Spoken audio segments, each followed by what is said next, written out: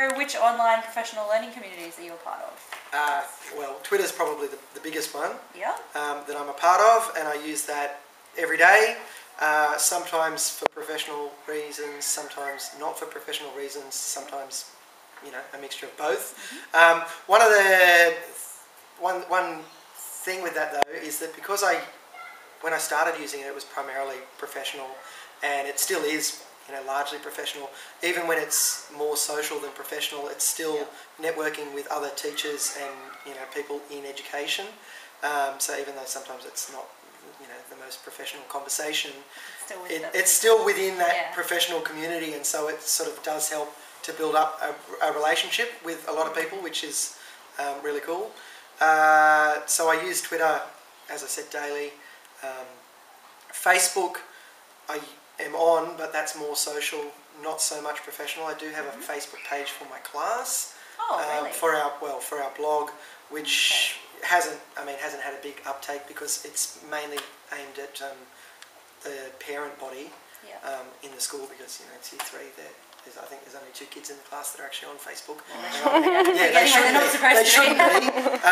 And so, it's not targeted at them, it's targeted at the parents, but it hasn't had a huge uptake.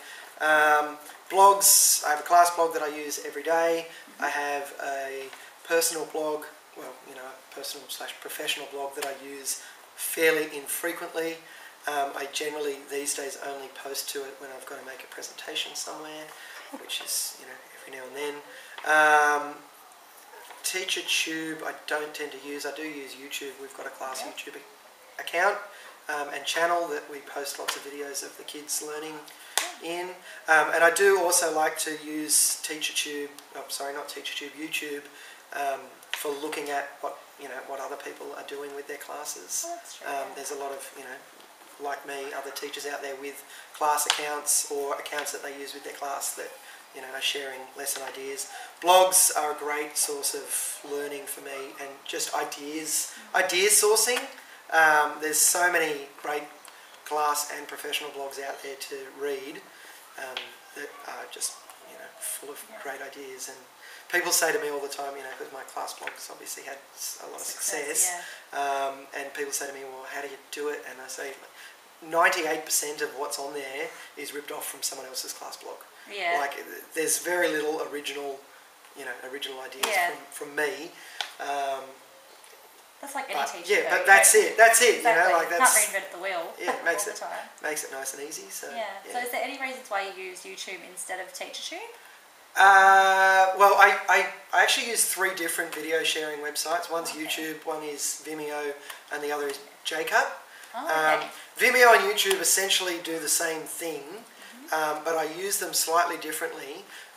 Because YouTube has a higher profile, this is for sharing the kids' work, because YouTube has a higher profile than Vimeo, I tend to only put videos on when they don't have pictures of the kids in them. That makes sense. Or the kids aren't as easily identifiable. I tend to put them on Vimeo just because it's a lower profile website. Essentially there's no difference, other than the wow factor when you put videos. And the reason I put other videos that don't have the kids identifiable in them up on YouTube is because when kids go, oh wow, my work's on YouTube, they go, oh wow, cool. When it's like, oh, my work's on Vimeo, it's who cares? But for the purpose of sharing it on a blog, put them up on either one, and you can put it up on your blog very easily. So that's why I use those 2.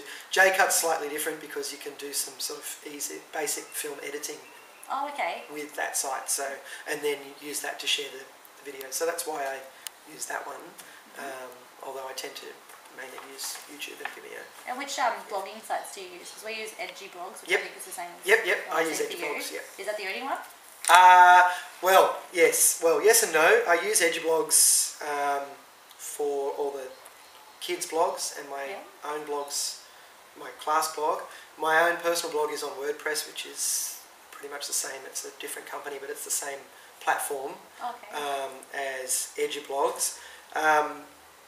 I am using another blogging/website building platform called Weebly for my program.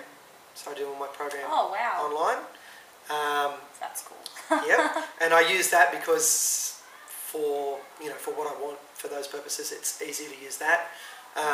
It's not like there is a blog aspect to that, but it's got a bit more sort of website development, So but very basic as well. Do you keep that like private? That's private. Yep. Yeah. There's password protection on that, so no one can see it except for me and my supervisor. Oh, that's good. And then you have it with you all the time. Yeah, that's right. That's right. Huge folder. And I'm hopeless with paper, and so you give me paper and I lose it.